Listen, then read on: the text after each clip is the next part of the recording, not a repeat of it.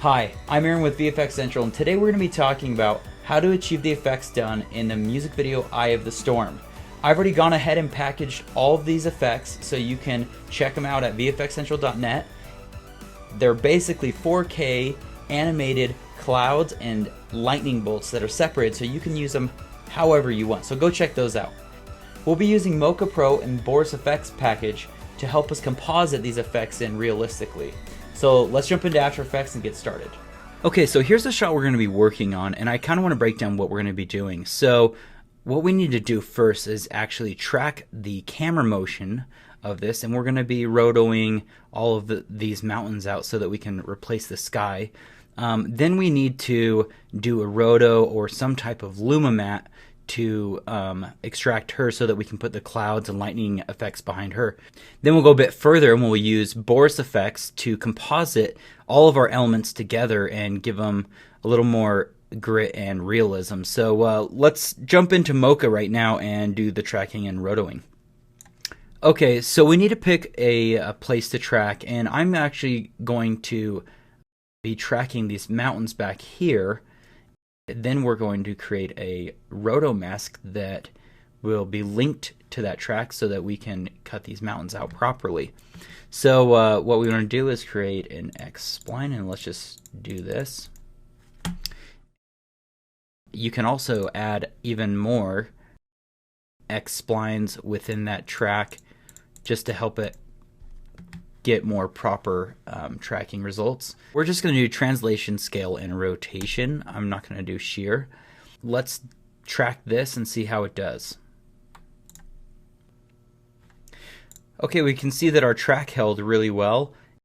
Now remember, we're just focusing on these far mountains way out there, and we're actually going to do another track and spline right here because these are going to move a little bit differently than the ones back there. So this is just my technique, the way I like to do things.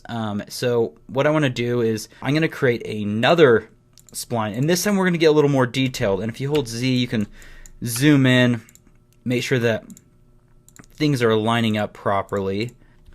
Okay, now that I've drawn this spline over the back mountains, what we want to do is actually connect this spline, this blue one, to the red one that we created, the red track. So it's easy to do. All you have to do is make sure it's selected on the correct layer, and you go link track 2, and I'm going to go layer 1. And now if we scrub through, we can see that that was completely tracked in, is connected to the other track. So there's always going to have to be a little bit of cleanup, so I'm just going to do some of that right now. That is our first mask that we did.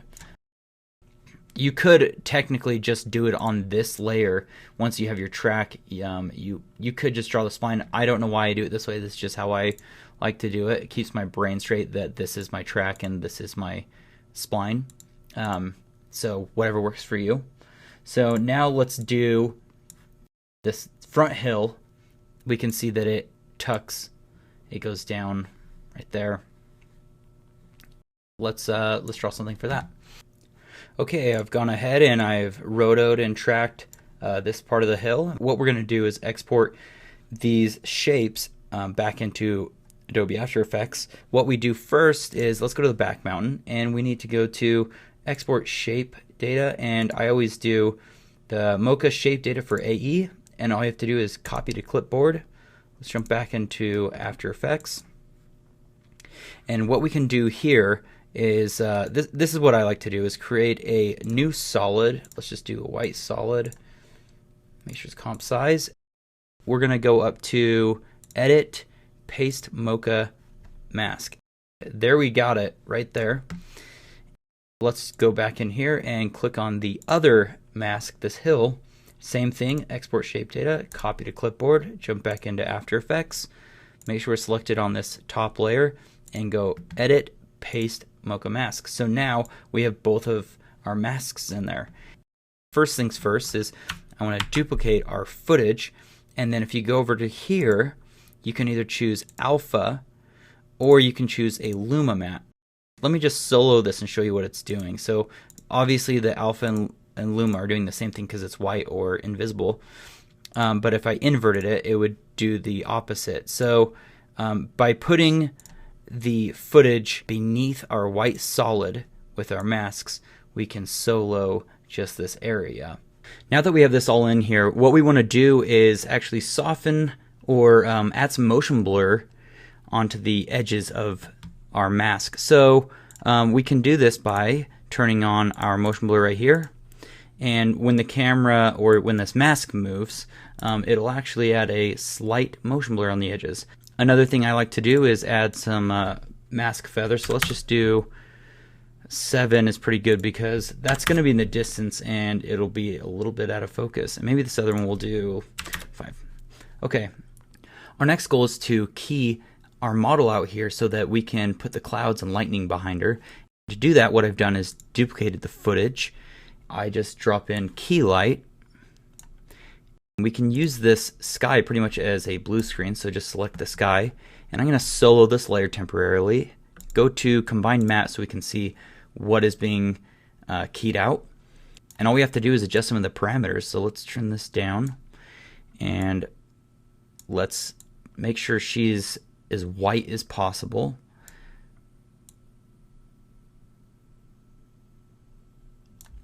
I'm also okay removing some of these mountains because we have them rotoed out already. So let's just make sure she's locked in there. Okay, good.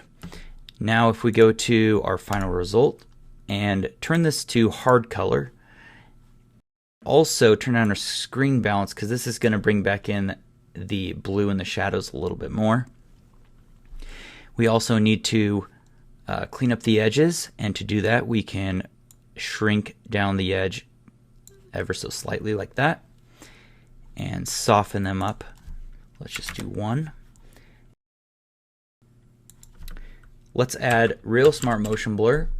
And what Real Smart Motion Blur is, it interpolates motion and adds motion blur wherever there's an object that's moving a lot. So I'll just toggle this on and off to show you. Let's turn our mountain roto back on and we can see now our mountains look good. Next, let's import the tracking data from Mocha so we can parent our effects to that. So go back into Mocha, make sure we're selected on the correct layer, go to Export Tracking Data, copy to clipboard, create a new null. Let's name this track. Always make sure you are at the beginning of your timeline because wherever you are is where it will paste. Just hit paste and we can see there's our tracking data. Now in my 4K storm effects, I have 2 folders. There's clouds and lightning, and all you have to do is simply drag and drop it beneath whatever layer you are working on. So now we can see it's behind her. You can scale it up, you can do whatever you want. Just make sure that you're parenting it to your track that we have there. And if I preview this, we'll see that it holds really well to wherever our track is. It looks nice. So what I'm going to do is layer in a couple more of these effects. Just keep parenting them to our track. So now what we can do is drop in one of these lightning effects. Let's just do it right here. And these are 4K, so you're going to have to scale them down. Let's find a good point. Let's scale this down even more.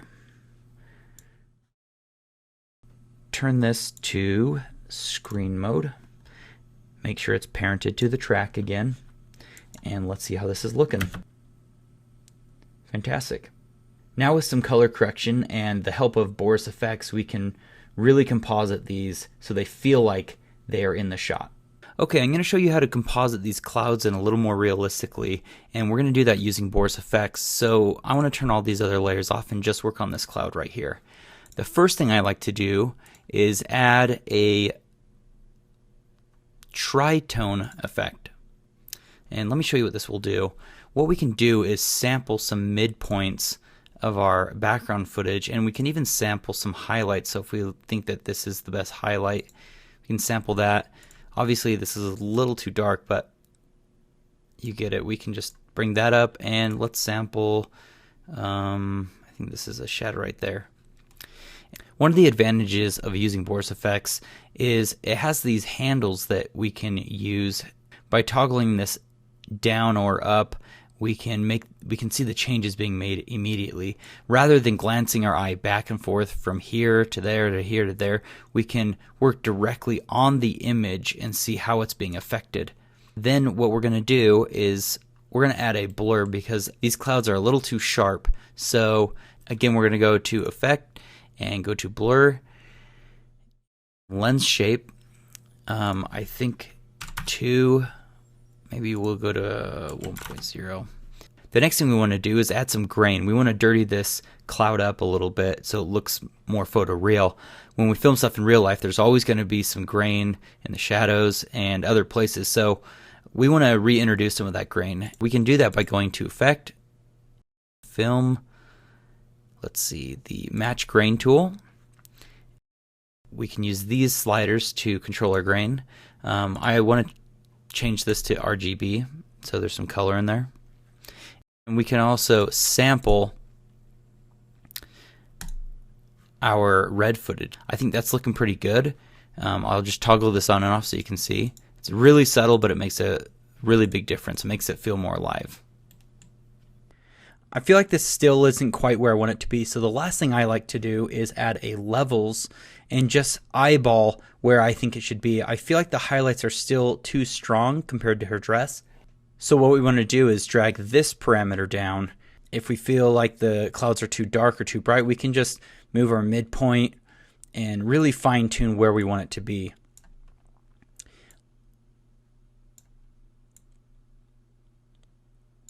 I feel like that looks a lot better. So I'm going to do the same thing to the other layers. I think we're getting a lot closer, but there's one element missing. We need to add some flashing happening in the clouds from the lightning strike. So let's do that. First, I want to get to a frame where about I feel like the strike would happen. I'm going to go right here. Then I'm going to create a new layer, make sure it's comp size, a white solid. I'll just drag this right above our lightning layer. I'll temporarily turn this off so we can't see the visibility. I will then use a circle mask and just draw a circle mask. Let's turn this back on.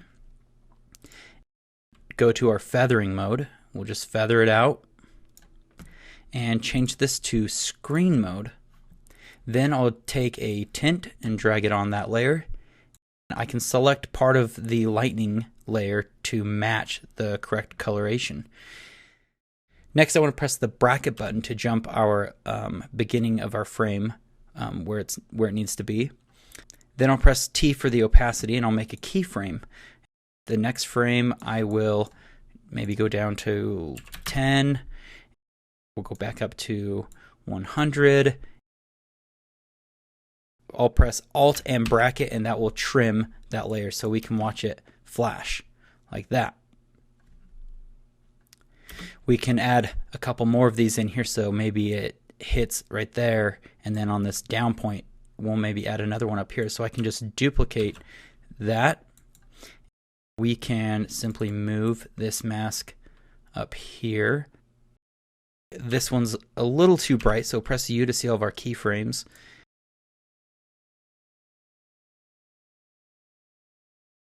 Scale this down.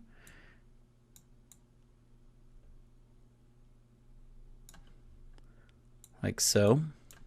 And even right there it's a little too bright. So let's just preview this. That looks a lot better. Like it's affecting the clouds in different areas.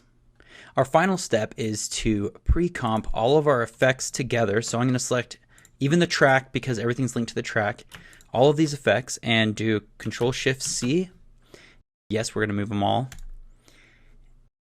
They should still all be working good. And what we're going to do is create a light wrap around her so the clouds are affecting her as well. To do that, we need to click on her layer that we keyed out. There's an effect that BorisFX has called LIGHTWRAP. You just simply drag and drop it in.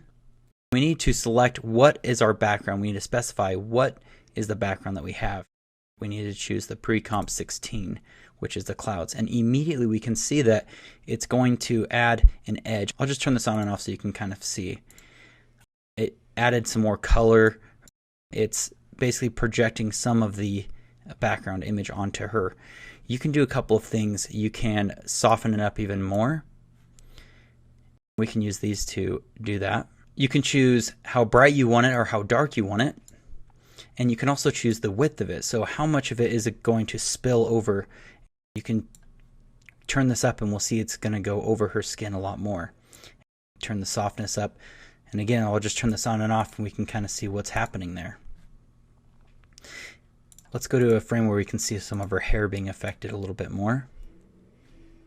And I'm going to, oops. Let me just turn this on and off again. This really helps some of the edges that are being affected. If we feel like, again, this is too much, we can turn the lightness down just so it's not overwhelming. It just needs to be subtle. The last thing we want to do is color correction. I prefer to do color correction at the end after I've done all of my VFX because it will really combine everything together. What I do is I flatten everything first. I just use a couple of LUTs that I got from Impulse LUTs. I love them. I think they give a really cool poppy look. And then I just use an unsharpened mask to get back a little more detail and sharpen up some of the edges of specific points. Okay friends, so that's it for this video tutorial. Don't forget to check out vfxcentral.net and see the lightning storm effects that I have packaged up for you guys. They're 4K resolution, pre-matted, so they're easy to use. Also, head over to BorisFX.com and check out Mocha Pro. It is one of the most amazing tracking programs I've ever used. I use it literally on every project. It's incredibly powerful. It's been used on several features. Check out the other products that BorisFX have. They have incredible particle engines, they have LIGHTWRAP, they have keying, they literally have everything. So go check out all of their amazing plugins. I'm just going to hold this mic like this, and I wanted to thank you guys for all of your support, and thank you for watching this tutorial. Please check out BorisFX and also check out the pack that I put together. If you sign up today, you get 10% off all of my products, so please go sign up. Look forward to our VFX crash course coming out this year, where it takes you from pre-production all the way to post-production. We'll be answering a lot of questions that I've had people send me, and it will really fine-tune your skills as a VFX artist. So look forward to that, and thank you, and we will see you later.